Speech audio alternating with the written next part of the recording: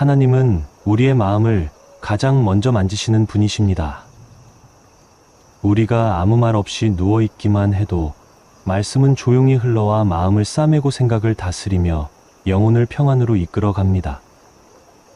의지할 곳 하나 없이 혼자 버티고 있는 것 같은 계곡의 시간에도 주님께서는 목자가 되어 우리를 돌보고 계십니다. 우리가 보지 못하는 사이에도, 우리가 깨닫지 못하는 순간에도 하나님의 손길은 우리 위에 머물러 있습니다. 그런데 때로는 그 사랑이 느껴지지 않을 때가 있습니다. 하나님의 돌보심이 있다는 것을 머리로는 알지만 마음으로는 실감하지 못할 때가 있으신가요? 바로 그런 순간을 위해 하나님께서는 시편 23편이라는 특별한 선물을 우리에게 주셨습니다. 이 말씀은 단순한 성경 구절이 아닙니다. 하나님께서 우리를 어떻게 목자처럼 돌보시는지, 어떤 상황에서도 우리와 함께 하시는지를 생생하게 보여주는 약속의 말씀입니다. 이 말씀을 붙들 때 우리 마음에 일어나는 변화는 정말 놀랍습니다. 오늘은 시편 23편을 붙들면 나타나는 세 가지 놀라운 기적에 대해 나누어 보겠습니다. 이 영상은 여러분이 그동안 알지 못했던 하나님의 세밀한 사랑을 깨닫게 하고 영적으로 새로워지도록 돕는 열쇠가 될 수 있습니다. 자세한 이야기에 앞서 동영상 제작에 큰 도움이 되는 구독과 좋아요 한 번씩 부탁드리겠습니다.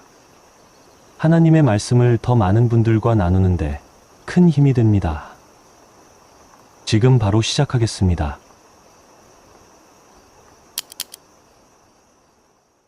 여호와는 나의 목자시니 내게 부족함이 없으리로다. 시편 23편 첫 구절입니다. 이 한 줄의 말씀이 우리 삶에 가져다주는 첫 번째 기적은 바로 부족함이 사라지는 놀라운 변화입니다. 그런데 여러분, 여기서 말하는 부족함이란 무엇일까요? 단순히 물질적인 필요를 말하는 것일까요? 아닙니다.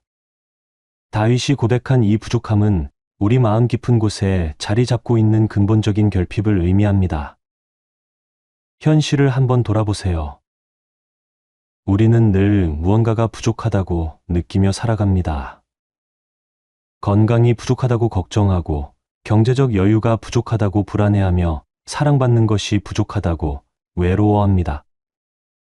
심지어 신앙생활을 하면서도 믿음이 부족하다고 자책하고, 뒤도가 부족하다고 괴로워합니다.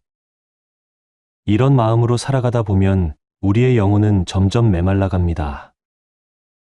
마치 목마른 사슴이 시냇물을 찾아 헤매듯 우리도 무언가를 채우려고 끊임없이 애쓰지만 그 갈증은 좀처럼 해결되지 않습니다. 그런데 다윗은 이런 고백을 했습니다. 여호와는 나의 목자시니 내게 부족함이 없으리로다. 이것은 단순한 희망사항이 아니었습니다. 실제로 경험한 하나님의 돌보심에 대한 확신의 찬 고백이었습니다. 다윗이 이 고백을 할 수 있었던 이유를 생각해 보세요. 다윗은 실제로 양을 치는 목자였습니다. 어린 시절부터 들판에서 양떼를 돌보며 목자의 마음을 깊이 이해하고 있었습니다. 목자가 양을 얼마나 세심하게 돌보는지, 양의 필요를 얼마나 정확히 아는지를 몸소 체험했던 것입니다. 목자가 양을 돌보는 모습을 한번 생각해 보세요. 목자는 양들이 무엇을 필요로 하는지 정확히 알고 있습니다. 언제 풀을 먹어야 하는지, 언제 물을 마셔야 하는지, 언제 쉬어야 하는지를 모두 알고 있습니다. 양들은 걱정할 필요가 없습니다. 목자가 모든 것을 준비해 두었기 때문입니다. 더 놀라운 것은 목자가 양들보다 먼저 위험을 감지한다는 것입니다. 이리가 나타나기 전에 미리 알아차리고 비가 오기 전에 미리 피할 곳을 찾아둡니다. 양들이 미처 깨닫지 못하는 사이에도 목자의 보호하심은 이미 시작되어 있습니다. 하나님께서도 바로 그런 목자가 되어 주십니다. 우리가 무엇을 필요로 하는지, 언제 그것이 필요한지를 미리 아시고 준비해 두십니다. 우리가 미처 깨닫지 못하는 사이에도 하나님의 공급하심은 이미 시작되어 있습니다. 마태복음 6장에서 예수님께서 이렇게 말씀하셨습니다.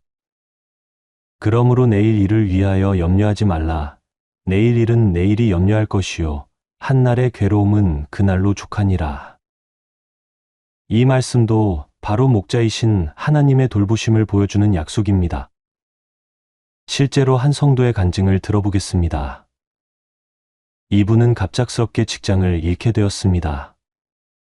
가족들을 책임져야 하는 상황에서 앞길이 막막했습니다. 밤잠을 이루지 못하며 이런 기도를 드렸습니다.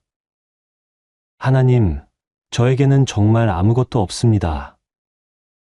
능력도 부족하고 준비된 것도 없습니다. 바로 그때 시편 23편 말씀이 마음에 떠올랐습니다. 여호와는 나의 목자시니 내게 부족함이 없으리로다. 처음에는 현실과 너무 동떨어진 말씀처럼 느껴졌습니다.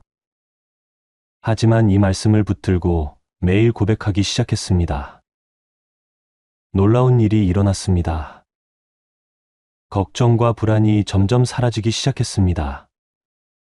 여전히 구직 활동은 해야 했지만 마음에는 평안이 임했습니다. 그리고 한 달 후 예상치 못한 곳에서 더 좋은 일자리 제안이 들어왔습니다. 이분은 이렇게 고백했습니다. 그때 깨달았습니다. 하나님께서는 제가 직장을 잃기 전부터 이미 새로운 길을 준비하고 계셨다는 것을 말입니다. 제가 부족하다고 여겼던 모든 것들이 사실은 하나님의 완벽한 계획 안에 있었습니다.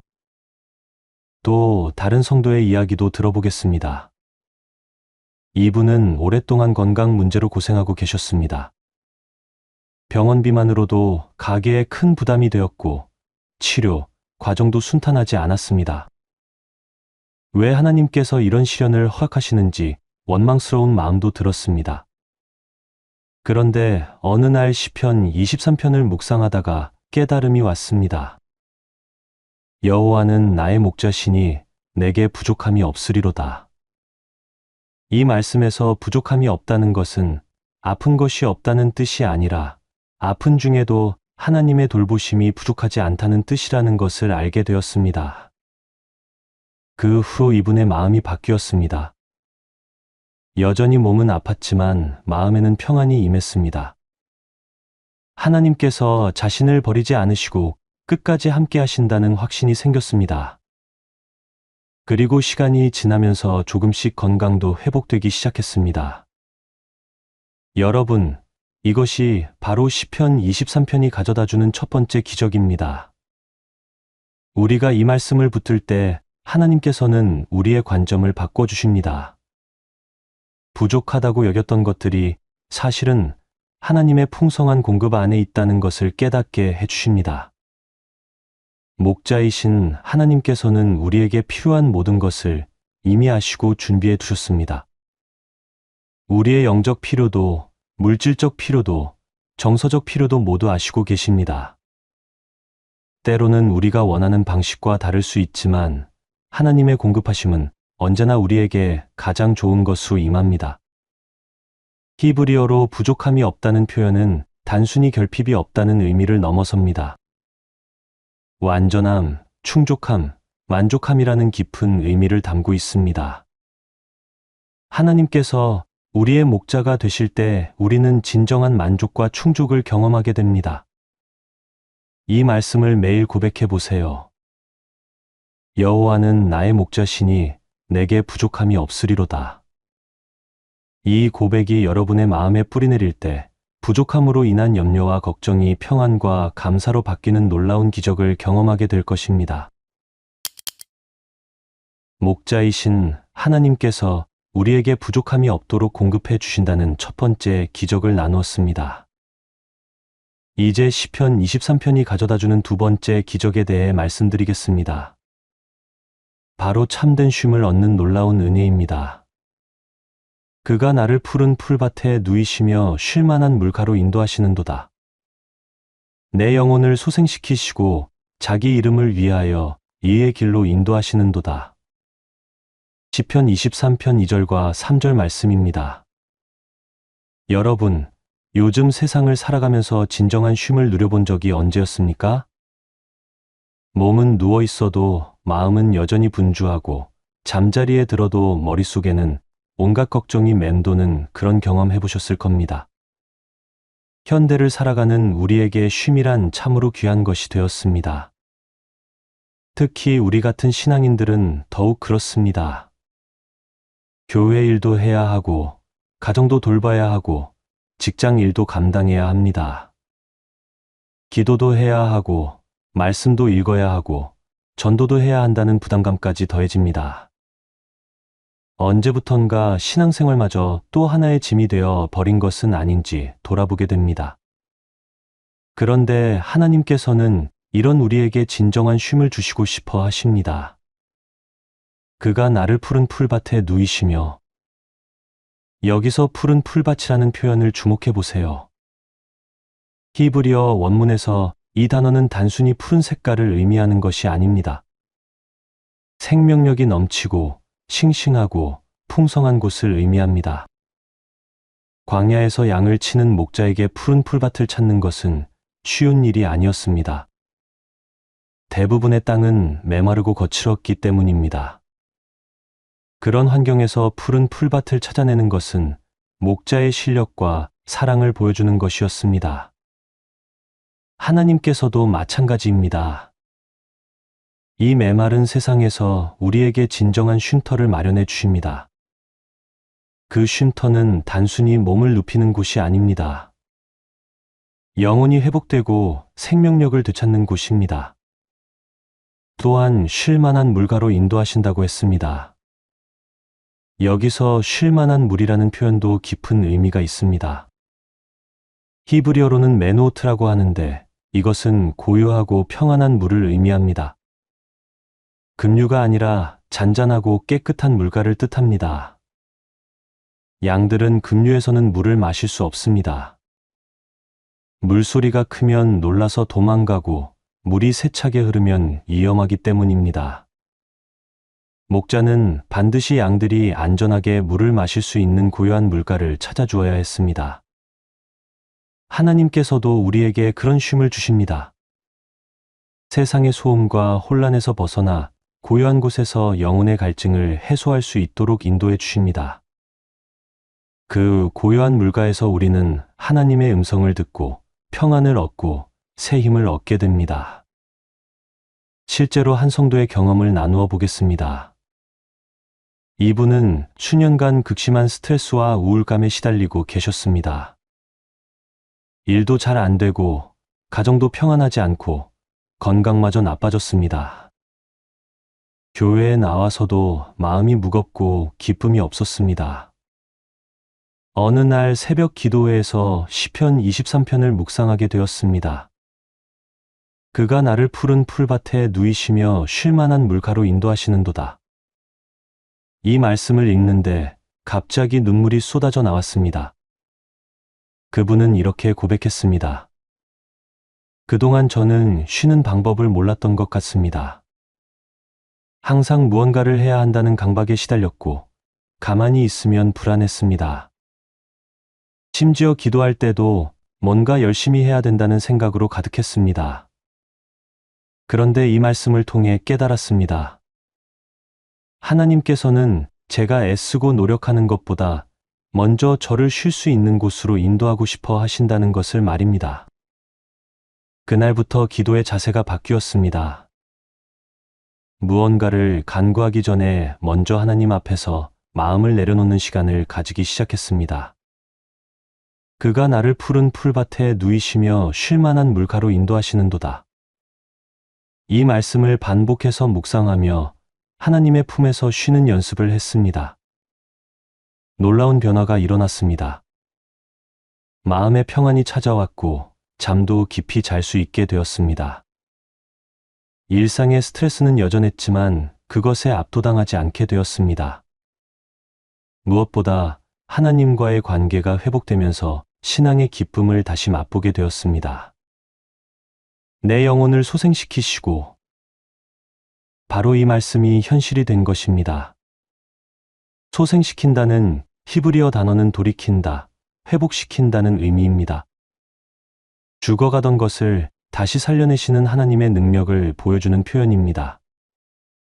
또 다른 성도의 간증도 들어보겠습니다. 이분은 오랫동안 교회 봉사에만 매달려 있었습니다. 주일에는 주일학교 교사로, 평일에는 각종 모임의 리더로 활동했습니다. 겉보기에는 열심히 신앙생활을 하는 것 같았지만 속으로는 점점 지쳐갔습니다. 어느 날 몸이 아파서 모든 봉사를 쉬게 되었습니다. 처음에는 죄책감이 들었습니다. 하나님 일을 하지 않는 것 같아서 불안했습니다. 그런데 시간이 지나면서 오히려 마음에 평안이 찾아왔습니다. 그때 시편 23편 말씀이 마음에 와 닿았습니다. 그가 나를 푸른 풀밭에 누이시며, 하나님께서는 제가 쉬기를 원하셨구나 하는 깨달음이 왔습니다. 그동안 열심히 봉사한다고 생각했지만 사실은 하나님보다 사람들의 시선을 더 의식하고 있었던 것 같습니다. 그분은 그 쉼의 기간 동안 하나님과의 개인적인 관계를 회복했습니다. 말씀을 천천히 묵상하고 조용히 기도하며 하나님의 사랑을 새롭게 경험했습니다. 그리고 건강이 회복된 후에는 이전과는 다른 마음으로 봉사에 임하게 되었습니다. 자기 이름을 위하여 이의 길로 인도하시는도다. 하나님께서 우리를 쉬게 하시는 목적이 여기에 나와 있습니다. 단순히 피곤해서 쉬게 하시는 것이 아닙니다. 올바른 길로 인도하시기 위해서입니다. 우리가 진정한 쉼을 경험할 때 비로소 하나님의 뜻을 분별할 수 있게 됩니다. 바쁘고 복잡한 마음으로는 하나님의 음성을 듣기 어렵습니다. 하지만 고요한 마음으로 하나님 앞에 나아갈 때 주님께서 가야 할 길을 보여주십니다. 예수님께서도 제자들에게 이렇게 말씀하셨습니다. 수고하고 무거운 짐진 자들아 다 내게로 오라. 내가 너희를 쉬게 하리라. 이것이 바로 시편 23편이 약속하는 두 번째 기적입니다. 여러분도 오늘부터 이 말씀을 붙들어 보세요. 그가 나를 푸른 풀밭에 누이시며 쉴 만한 물가로 인도하시는도다. 하나님께서 여러분을 참된 쉼으로 인도하시는 놀라운 은혜를 경험하게 될 것입니다. 하나님께서 우리에게 부족함 없는 공급과 참된 쉼을 주신다는 놀라운 은혜를 나누었습니다. 이제 시편 23편이 가져다주는 세 번째이자 가장 강력한 기적에 대해 말씀드리겠습니다. 바로 두려움이 사라지는 담대한 믿음입니다. 내가 사망의 음침한 골짜기로 다닐지라도 해를 두려워하지 아니할 것은 주께서 나와 함께 하심이라. 주의 지팡이와 막대기가 나를 안위하시나이다.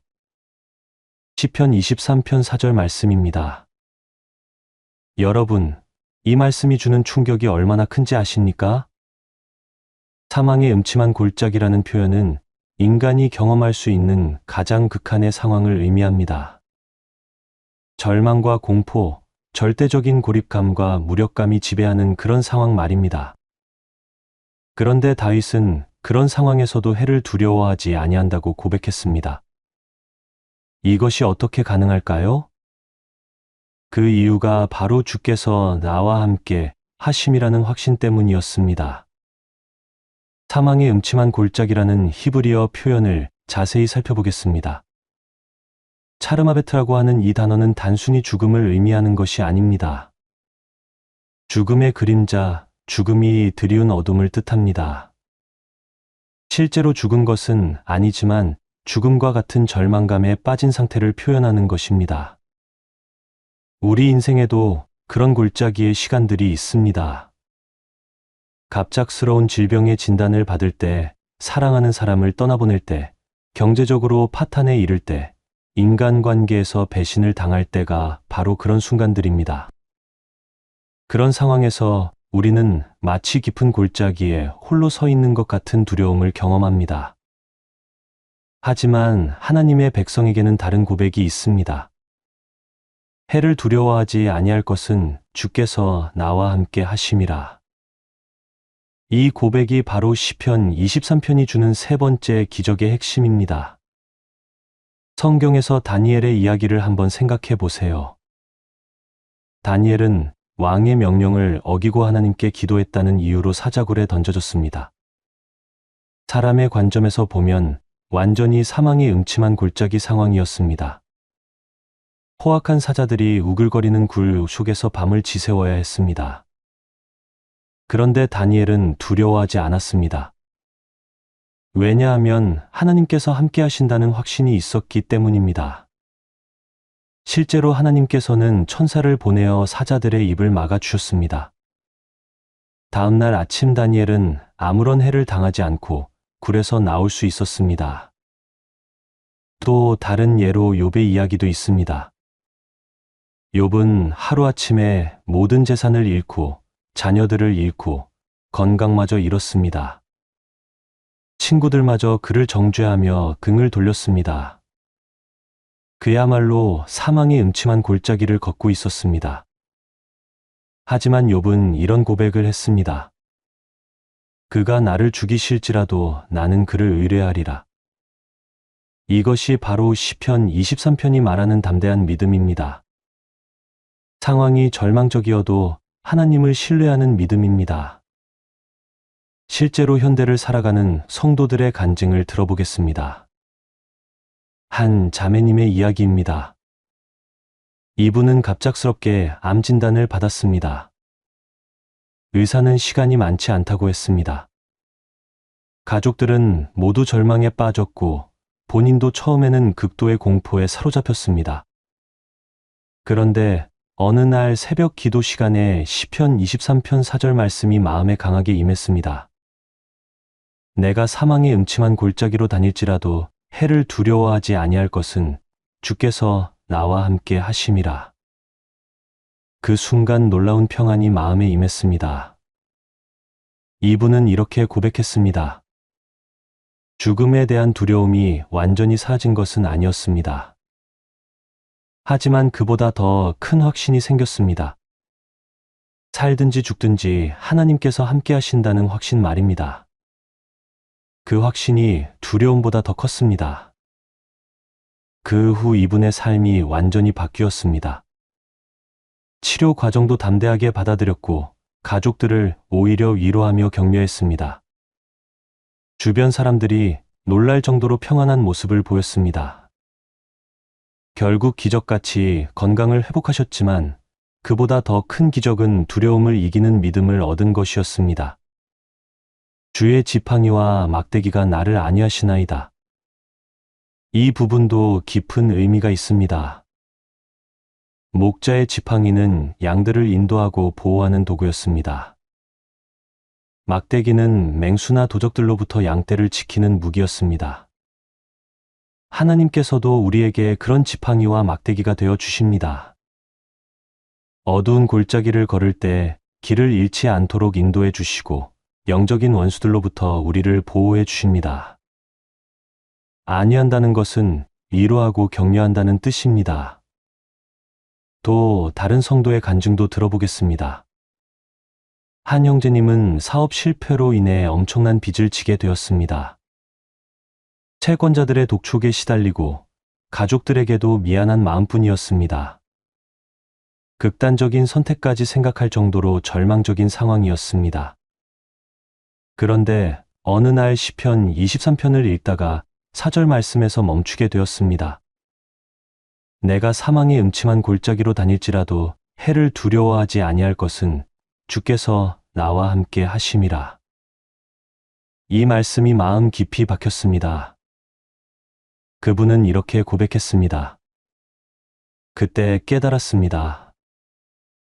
제가 두려워하는 것은 죽음이 아니라 실패에 대한 부끄러움이었습니다.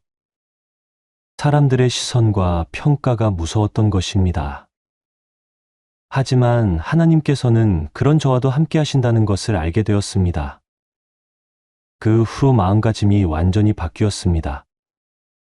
여전히 어려운 상황이었지만 두려움에 압도당하지 않게 되었습니다. 차근차근 문제를 해결해 나가기 시작했고 몇 년 후에는 모든 빚을 다 갚을 수 있었습니다.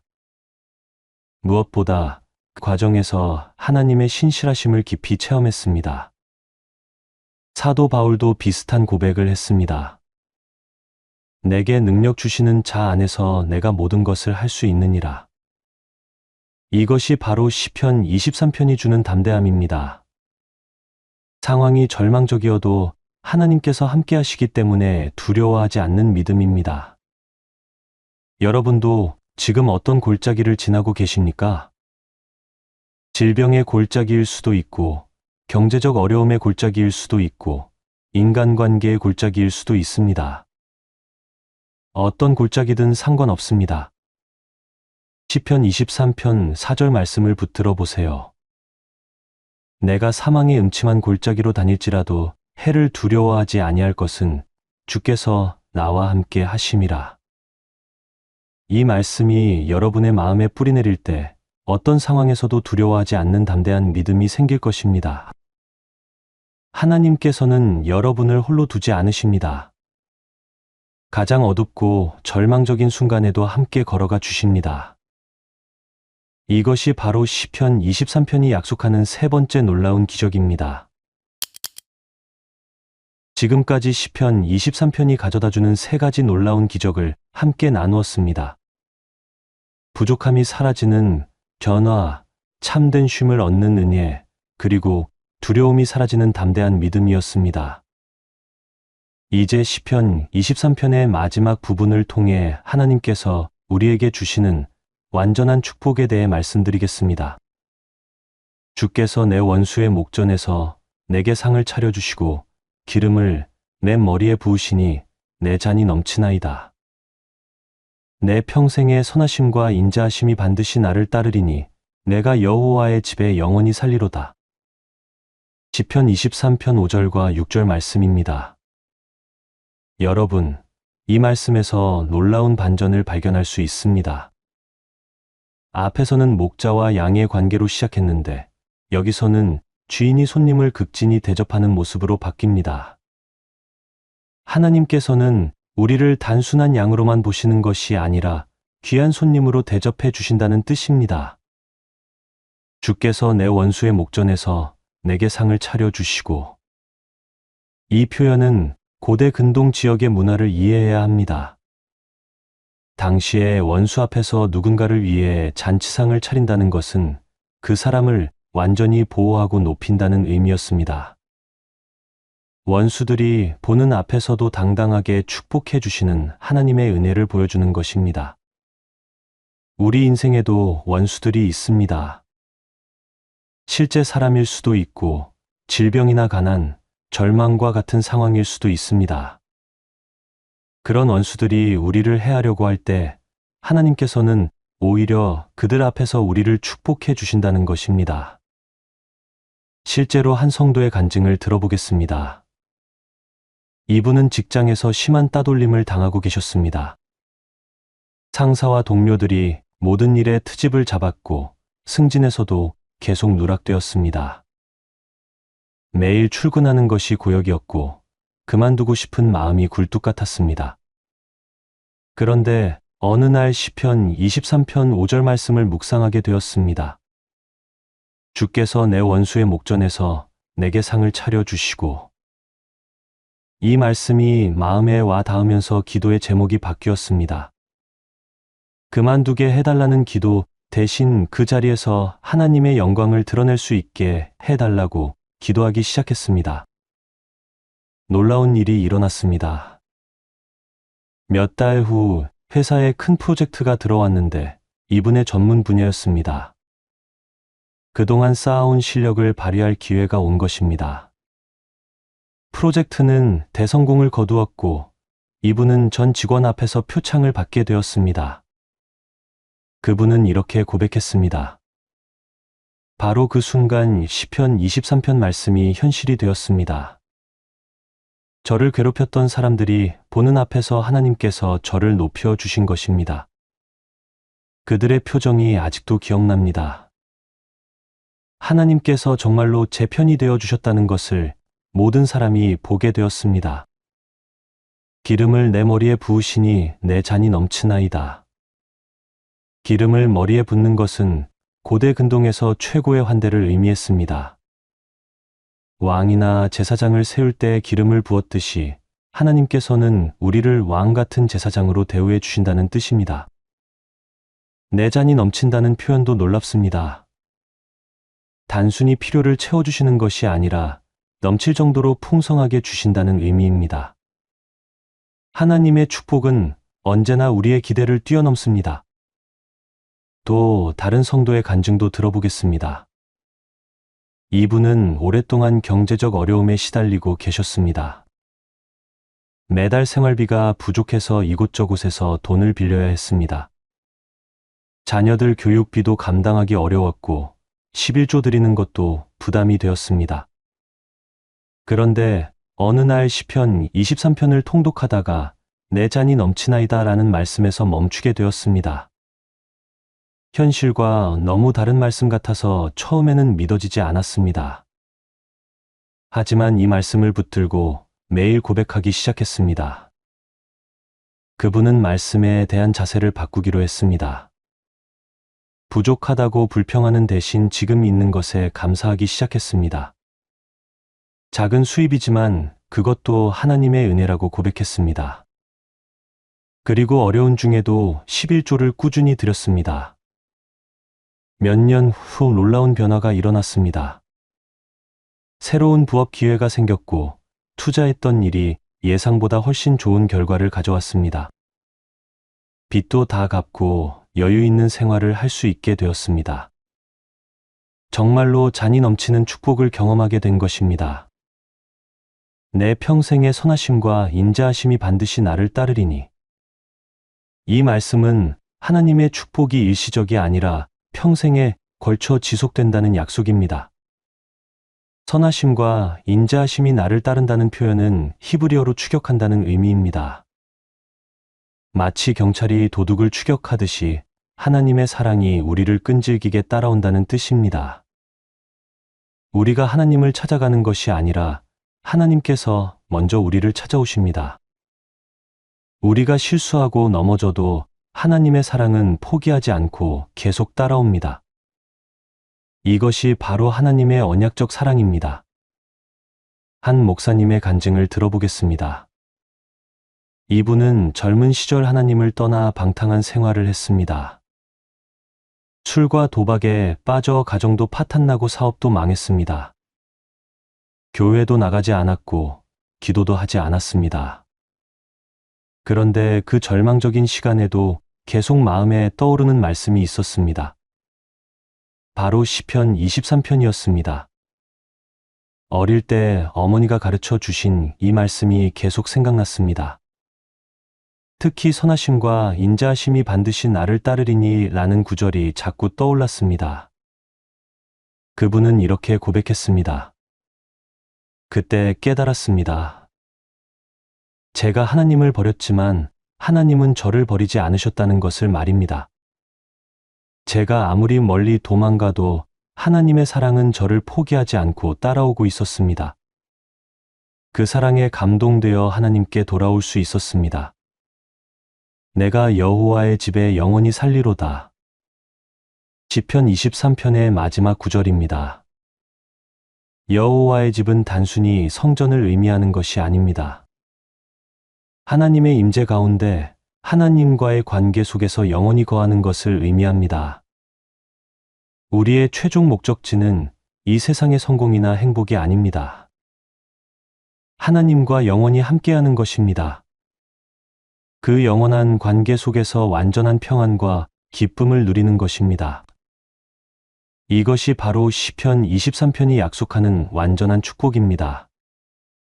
현재의 필요를 채워주실 뿐만 아니라 영원한 미래까지 보장해 주시는 하나님의 은혜입니다.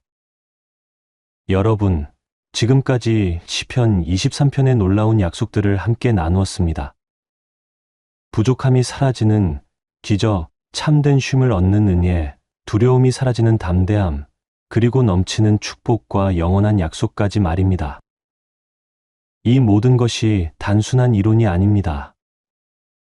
우리가 시편 23편을 붙들고 고백할 때 실제로 경험할 수 있는 하나님의 역사입니다. 오늘부터 이 말씀을 여러분의 고백으로 만들어 보세요. 지금까지 시편 23편을 붙들면 나타나는 세 가지 놀라운 기적에 대해 함께 나누었습니다. 부족함이 사라지는 놀라운 변화, 참된 쉼을 얻는 은혜, 그리고 두려움이 사라지는 담대한 믿음이었습니다. 그리고 마지막으로 하나님께서 우리에게 주시는 넘치는 축복과 영원한 약속까지 살펴보았습니다. 이제 중요한 것은 이 말씀을 어떻게 우리의 일상 속에서 실제로 적용하느냐 하는 것입니다. 시편 23편이 단순히 아름다운 시나 위로의 말씀에 그치지 않고 여러분의 삶을 실제로 변화시키는 살아있는 하나님의 약속이 되기를 바랍니다. 먼저 매일 아침 이 말씀으로 하루를 시작해 보세요. 여호와는 나의 목자시니 내게 부족함이 없으리로다. 이 고백으로 하루를 열면 하나님께서 오늘 하루도 여러분을 돌보실 것이라는 확신을 가지고 살아갈 수 있습니다.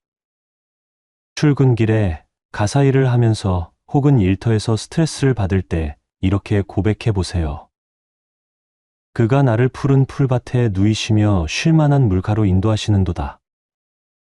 마음이 분주하고 복잡할 때 이 말씀이 여러분의 영혼에 참된 평안을 가져다 줄 것입니다. 특히 어려운 상황에 처했을 때는 시편 23편 4절 말씀을 붙들어 보세요. 내가 사망의 음침한 골짜기로 다닐지라도 해를 두려워하지 아니할 것은 주께서 나와 함께 하심이라. 이 고백이 어떤 두려움도 이길 수 있는 담대한 믿음을 심어줄 것입니다. 그리고 잠자리에 들기 전에는 시편 23편 전체를 천천히 묵상해 보세요. 하루 동안 베푸신 하나님의 은혜를 되돌아보며 감사의 고백을 드리는 시간을 가지시기 바랍니다. 내 평생의 선하심과 인자하심이 반드시 나를 따르리니 내가 여호와의 집에 영원히 살리로다. 이 약속의 말씀으로 하루를 마무리하면 평안한 잠에 들 수 있을 것입니다.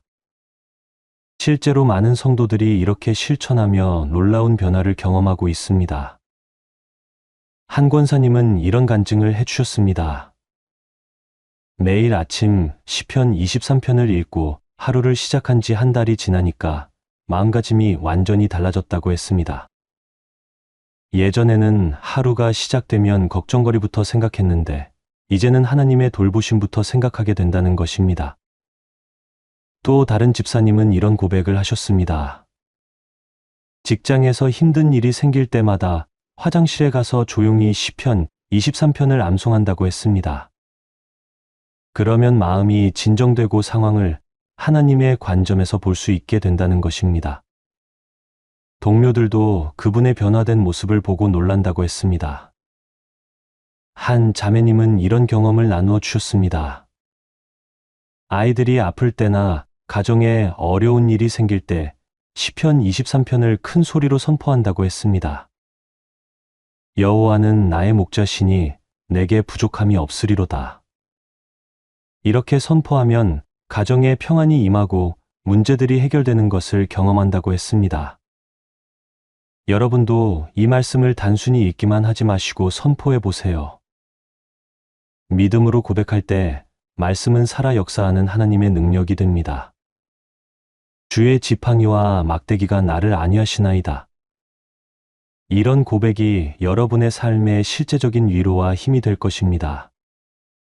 그리고 가족들과 함께 이 말씀을 나누어 보세요. 부부가 함께, 부모와 자녀가 함께 시편 23편을 읽고 묵상하는 시간을 가져보시기 바랍니다. 각자가 이 말씀을 통해 받은 은혜를 나누고 함께 기도하는 시간을 가지세요. 가정이 하나님의 축복으로 가득 차게 될 것입니다. 교회에서도 이 말씀을 나누어 보세요. 구역 모임이나 기도 모임에서 시편 23편의 은혜를 함께 나누고 서로의 간증을 들어보세요. 하나님께서 각자의 삶에 어떻게 역사하고 계시는지 확인하며 서로 격려하고 기도해 주시기 바랍니다. 특히 어려움 가운데 있는 성도들에게 이 말씀을 전해주세요. 병상에 계신 분들, 경제적 어려움을 겪고 계신 분들, 가정 문제로 고생하고 계신 분들에게 시편 23편의 위로와 소망을 전해주시기 바랍니다. 이 말씀이 그분들에게 실제적인 도움과 힘이 될 것입니다. 또한 이 말씀을 암송해 보시기 바랍니다. 시편 23편은 짧지만 강력한 말씀입니다. 외워서 언제든지 고백할 수 있게 되면 더욱 큰 유익을 얻을 수 있습니다. 급한 상황이나 위급한 순간에도 이 말씀이 여러분의 마음을 지켜줄 것입니다. 암송할 때는 단순히 글자만 외우지 마시고 의미를 새기며 외우세요. 여호와는 나의 목자시니 내게 부족함이 없으리로다. 이 한 구절을 외울 때도 하나님께서 나의 목자가 되어 주신다는 감사함으로 부족함이 없다는 확신으로 외우시기 바랍니다. 그리고 이 말씀을 다른 사람들에게도 전해주세요. 믿지 않는 가족이나 친구들에게도 이 아름다운 말씀을 소개해 주시기 바랍니다. 복음 전도의 좋은 도구가 될 수 있습니다. 하나님의 사랑과 돌보심이 얼마나 세밀하고 완벽한지를 보여주는 말씀이기 때문입니다. 마지막으로 이 말씀을 통해 받은 은혜를 간증으로 남겨보세요. 하나님께서 여러분의 삶에 어떤 기적을 행하셨는지, 어떤 변화를 주셨는지를 기록해 두시기 바랍니다. 후에 어려운 일이 생겼을 때 그 간증을 다시 읽어보면 큰 격려가 될 것입니다. 여러분, 시편 23편은 3000년 전 다윗이 기록한 말씀이지만 오늘 우리에게도 살아서 역사하는 하나님의 약속입니다. 목자이신 하나님께서는 지금도 여러분을 사랑하시고 돌보시고 인도하고 계십니다. 여러분의 필요를 아시고 여러분의 마음을 이해하시며 여러분과 함께 모든 길을 걸어가고 계십니다. 오늘부터 시편 23편과 함께하는 새로운 삶을 시작해 보세요. 부족함 없는 삶, 참된 쉼이 있는 삶, 두려움 없는 담대한 삶을 살아가시기 바랍니다.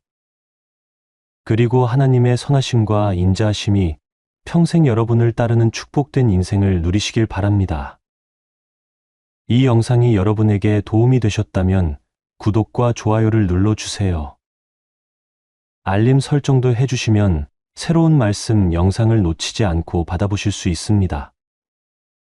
더 많은 하나님의 말씀과 은혜를 나누고 싶습니다. 여러분의 응원과 기도가 큰 힘이 됩니다. 귀한 시간을 내어 끝까지 함께해 주신 여러분께 진심으로 감사드립니다. 여러분의 하루하루가 시편 23편의 축복으로 가득하길 바랍니다. 목자이신 하나님께서 여러분을 푸른 풀밭과 쉴만한 물가로 인도하시고 모든 골짜기에서도 함께 걸어가 주시길 바랍니다. 오늘도 주님의 은혜와 평강이 여러분과 여러분의 가정에 충만하시길 기도합니다. 다음에 더 귀한 말씀으로 다시 만나 뵙겠습니다.